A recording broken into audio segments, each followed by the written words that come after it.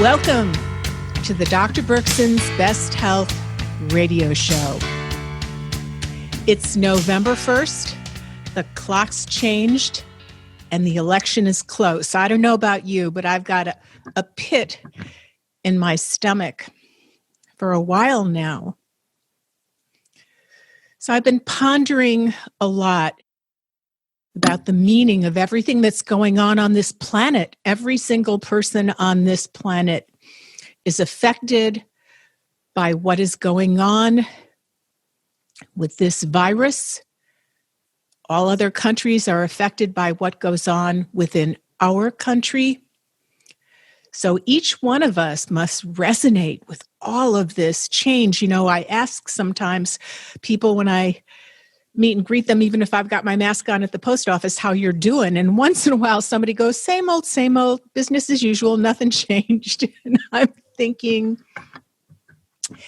that person has a very different experience moving through life than I do, occupying my bodysuit, moving through my life. So I've been pondering a lot, and I think that being alive, it turns out, is a very solo proposition. You have to carry your pack alone, no matter how much you're surrounded by family or totally in love or single or busy or not. You have to carry your pack alone. But there are ways to soften that journey. Besides just listening to this show, I do get emails from all around the world, and one woman said she starts every single day with a bath and listening to my newest show, which she then listens over and over each morning to try and get all the details. So just, you know, if you're listening, I'm thinking of you and appreciating you who reach out. So listening to this show is listening to many experts definitely is a healthy deal. But I thought I would share some words with you that have really cushioned the challenge of these times. One was, I'll tell you who it's from after I finish reading this incredible quote. Times of disaster make you aware of the reality as it is. It is always fragile. Everybody is always in danger. Just in ordinary times, you are fast asleep, so you don't see it. You go on dreaming, imagining beautiful things for the coming days, for the future. But in moments when danger is imminent, then suddenly you become aware that there may be no future, no tomorrow, that this is the only moment you have got. So times of disaster are very revealing. They don't bring anything new into the world. They simply make you aware of the world as it is. They hasten that you wake up. Of course, that guy, at the post office who said business as usual, he's choosing in the moment not to awaken. But if you hear what the call of the isness is saying to you, this is now not the quote, but myself, then disaster becomes an invitation to wake up. If you've already been awakening, having more and more of your molecules participate upon the awakening.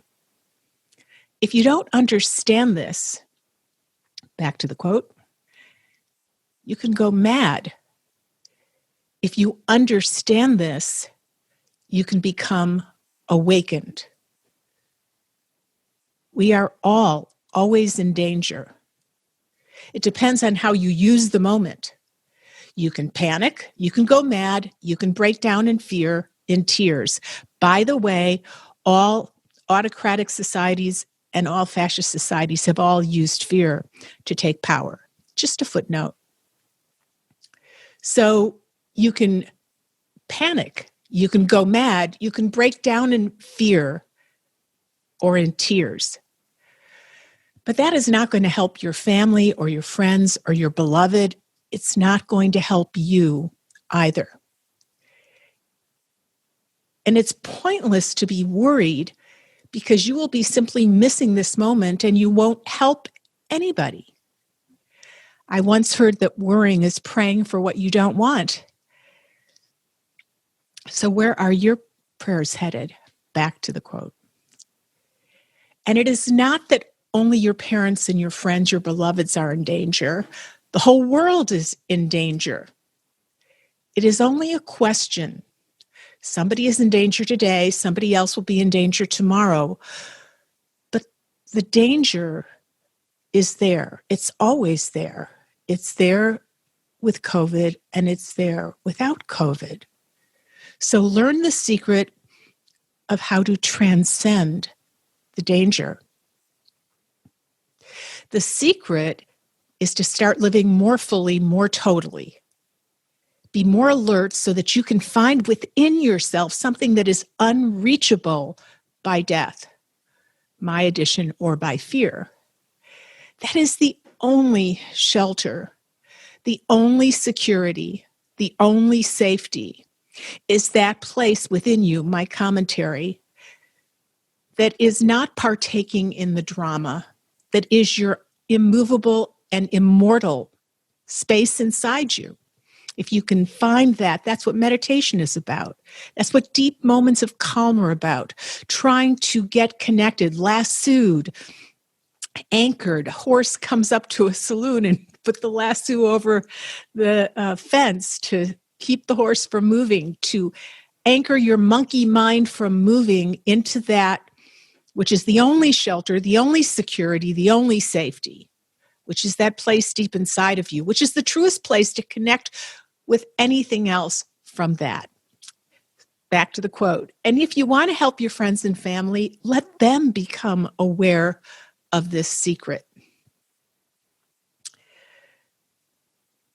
I just think that was by Osho, one of my dear friends here in town. Was raised at the Osho commune in Oregon. I was going to school in Oregon when all that was going on, and I didn't really understand it, but I've been listening to some of his teachings now because it seems to me that all the teachers can contribute pearls to the string of jewels that we wear as a necklace. I look for pearls wherever I can find them. In a cameo moment, speaking with someone in line, even with my mask on at the supermarket, to opening up those cool doors at the post office, to a phone call with a patient, to setting up a project with a colleague. I look for all those moments to sink into connection with that outside of myself from that deep place within myself so that I'm operating more and more within the world from a more and more unmovable but more realistic and truly calm state of being. So another quote that's by Louise Erdrich, written in The Painted Drum. I just love this, and I think it's important for us to have these moments without all the tapestry of lines of chaos crossing the planet and not knowing who to believe, what to believe, and of course, everybody wanting your money. Here's the next quote. Life will break you. Nobody can protect you from that. And living alone won't either, for solitude will also break you with its yearning. You have to love. You have to feel. It is the reason you are here on earth. You are here to risk your heart. You are here to be swallowed up. And when it happens that you are broken or betrayed or left or hurt or death brushes near, let yourself sit by an apple tree and listen to the apples falling all around you in heaps, wasting their sweetness. Tell yourself you tasted as many as you could. So with the world betraying us, trying to break us, are you still eyeing and tasting and esquisito, as they say in Italian, that deliciousness of as many apples as you can? Don't put your life on hold for COVID. Don't put your life on hold for the pandemic. Whatever way your new normal looks, be fully occupying it, or else you've lost out on portions of your life. It might look different, but you can do more of it under the surface inside of you than always outside the home and the surface with appointments and others and distractions. There can be a deep internal life and delicious taste of apples deep within us. Another quote. Your body is made of the same elements that lionesses are built from. 3/4 of you is the same kind of water that beats rocks to rubble, wears stones away. Your DNA translates into the same 20 amino acids that wolf genes code for. When you look in the mirror and feel weak, remember, the air you breathe in fuels forest fires capable of destroying everything they touch. On the days you feel ugly, remember, diamonds are only carbon, and you are so much more. Let me say that again because it's so amazing. Your body is made up of the same elements that lionesses are built from. 3/4 of you is the same kind of water that beats rocks to rubble, wears stones away. Your DNA translates into the same 20 amino acids that wolf genes code for. When you look in the mirror and feel weak, remember the air you breathe in fuels forest fires capable of destroying everything they touch. So on the days you feel ugly, remember diamonds are only carbon and you are so much more. By Curtis Balliard.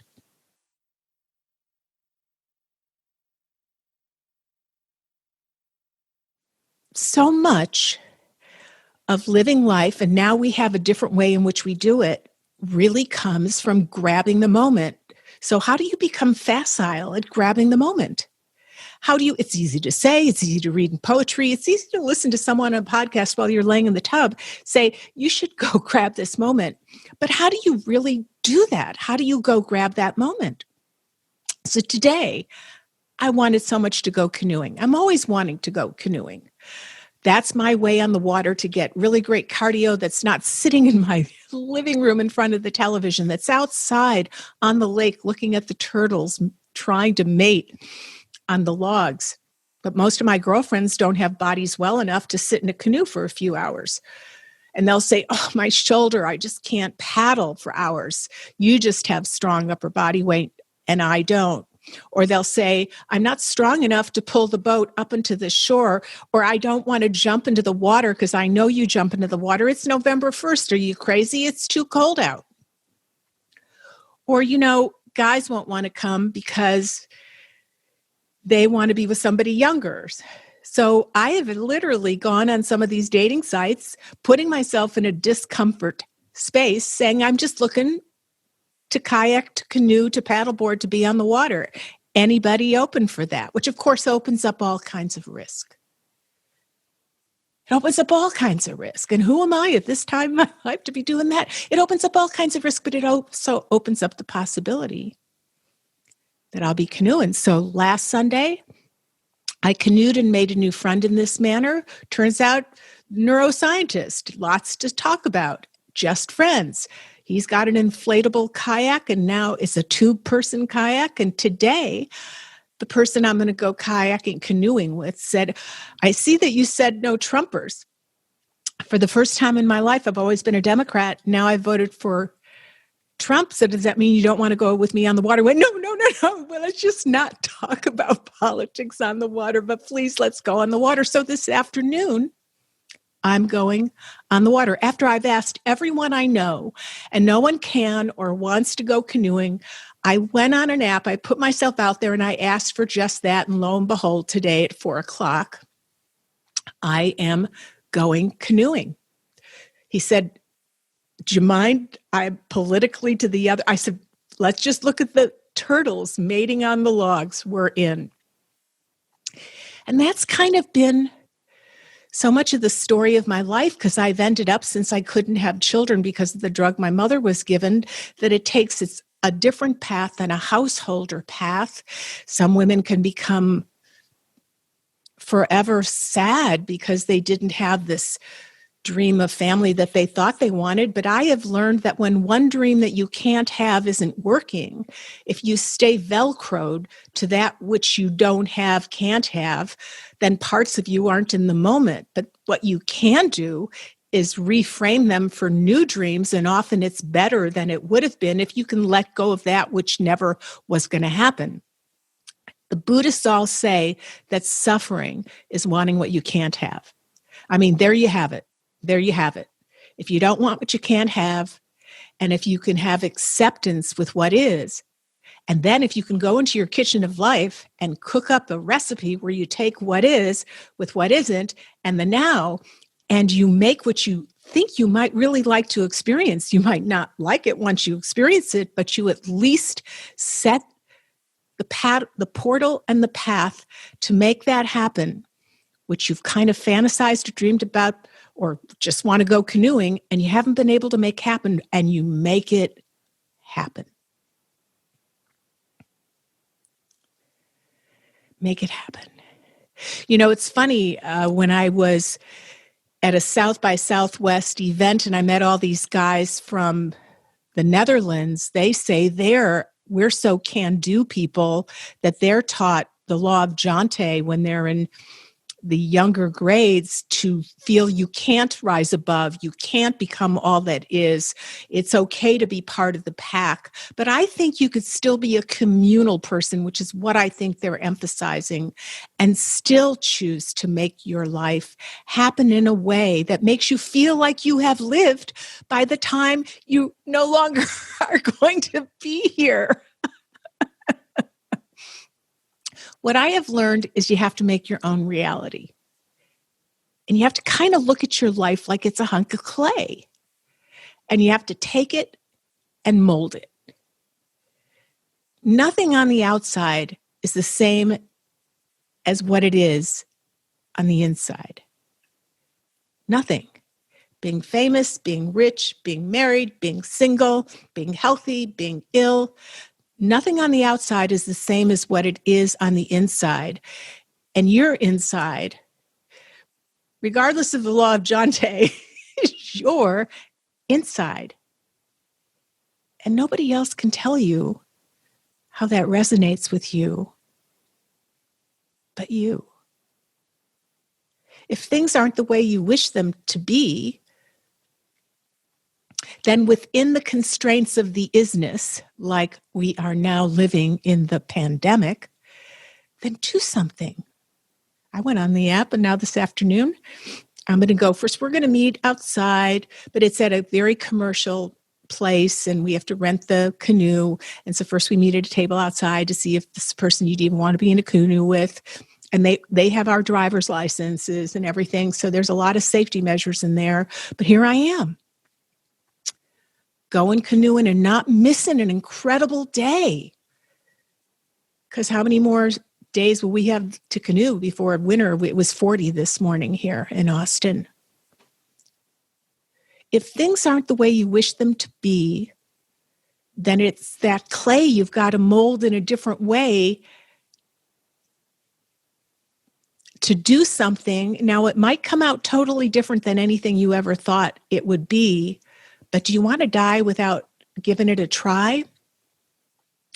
So, we've got a lot more death on our mind because of the fatality rates of Americans, which is higher than it's been before. But in my own life, in this last month, my mentor, an ophthalmologic surgeon, Dr. Alan Crandall, he gave notice on a Friday that he was taking leave, and the next Thursday he died. He gave 1 week notice before he died, and he's close to my age. My dance teacher of 20 years, I think even more than 20 years, much younger than me, was diagnosed with a rare form of cancer, and 3.5 weeks later, I think I'm pretty clear on that time frame, he died. So one had 1 month notice and one had 1 week notice, and they both were living their life, and they're both gone. It wasn't from COVID. Not exactly sure the sudden illness of Dr. Alan Crandall, but apparently it was something different. But what does this scream out loud to me in my life, and thus I am sharing for you in yours, is, and I'm taking notice, it makes sense to plan, to discern, to chug along, to dot your I's, to cross your T's, to chart your waters. Of course, all that makes sense, but if you don't jump in with all you've got to what you might want, then all the plans in the world just give you a safer, stronger set of boundaries that might hold you back from ever having an exotic now, or even the path toward exotic horizons. Nothing turns out the way we think it was going to. Some of it turns out better, some of it turns out worse. But how much of your life is passing you by on the couch, on the chair, in the cubicle, in front of your computer, working harder to get more money in your retirement accounts? What if others judge you? Well, I would say if others judge you, feel sorry for them. They've wasted that incredible, precious caloric energy on emotions that erode rather than connect and rebuild. Forget judgment on yourself and from others. Judgment, bad juju. Judgment is a bad habit, a waste of energy, a leak in your heel that drains you as you walk. We learn judgment from our parents, from our culture, from our schools, from our jobs, from our degrees. We judge, judge, judge, when that's all a waste of time and separates. What we want to do is discern, and from discernment, take the path we want rather than waste kilocalories of energy by trying to drain somebody else of theirs, because all judgment does is make you feel better than, and feeling better than doesn't make us more unified, and it certainly doesn't serve your soul. Judgment is a very bad habit that humanity has been passing on. We say, I think like my parents, I eat like my parents, I vote like my parents, I've inherited my parents. When do you start thinking for yourself? You accept and inherit the perceptions and addictions and judgments of your family lineage and tree. So when are you going to stop doing it? Because all it is an addiction or something you inherited. If you then on your own choose to think that very way and discern that as an adult on your own, that's cool, totally cool. But just to accept it is to judge others, which only separates and doesn't do anyone any good. We all waste energy debits with judgment. Your family and culture and politics and career teach you to judge, but they're all wrong. Judgment stops motion. It's a brick tied to your ankle, holding you down in the water so you're drowning. Forget judgment. Tell other people, bring your judgment on, but I ain't going for it. I ain't buying in on it. I ain't living my life with your judgment being part of my rudder. I want to live a life so mine, regardless of the law of Jante in the Netherlands, so alive and so spent that plenty judge me. In this day and age, you aren't making a real stir in the water if people don't judge you. Then I know I've gone to the edge to take a look-see, and now I know what all those edges are about. I don't want to pass. I don't want to have a month's notice or a week's notice and pass without knowing what all those edges are about. There's a lot of edges I haven't looked at yet from the perspective I hope to look at them, and I want to know what those edges look like before my time is up. I want to be healthy and not neurotic. Some people want to be healthy to the point where they become neurotic. They want to be so squeaky clean that it's all about health. But health is a tool, a state of mind, a place to achieve so that you're so healthy you could forget about your health and your body. You can go on to live the path that you were meant to soar. Health is not the aim. Health is part of the lifestyle that allows you to soar. No one else can tell you what living your own life means. Oh, yeah, everybody tries. Everybody tries to tell you what living your life should mean.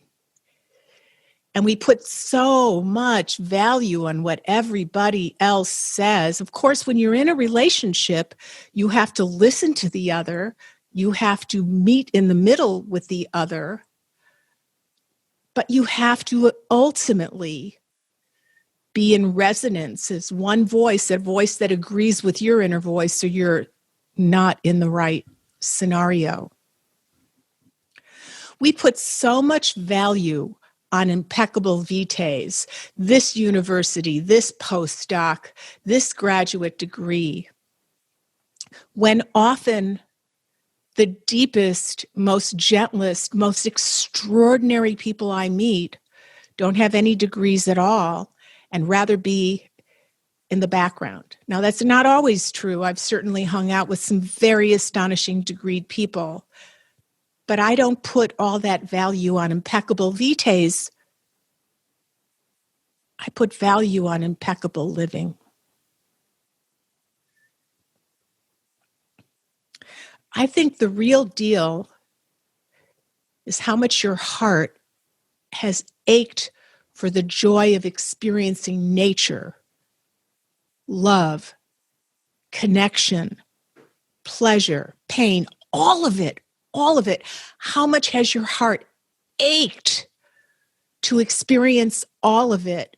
And you are out of breath for how much you in your own life have danced up a storm or danced up a calm or danced up a jig, but have occupied as much of your conscious life as you could so that you didn't miss out on a thing.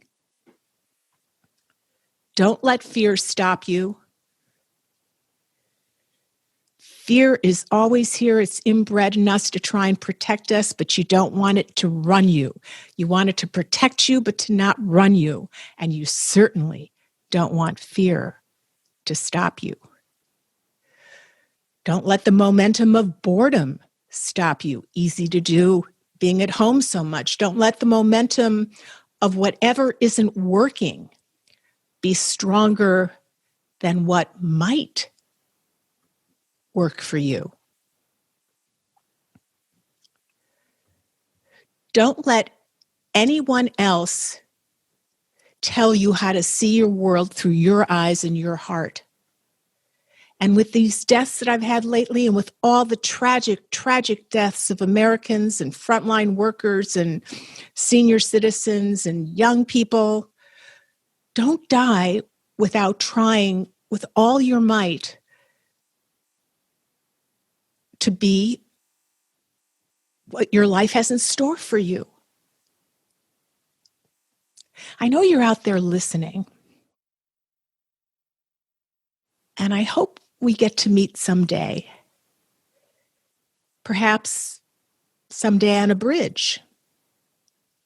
We can meet and shake hands when it's time to not socially distance, or we can pick potatoes and make a soup, or pick flowers and share a bouquet.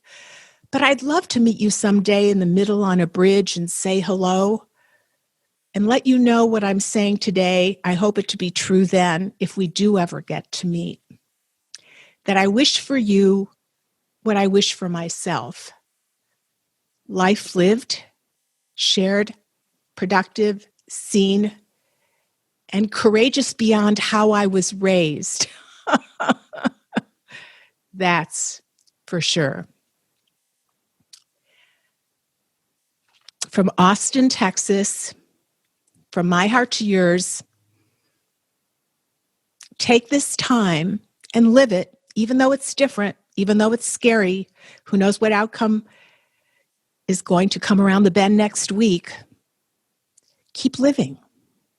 And if you like hanging out with this energy and messages like this and merged with science, please go to drlindseyberkson.com/membership, because we've launched a membership where we can get to do just that, even before we meet and greet on a bridge to bake potatoes or share a flower bouquet.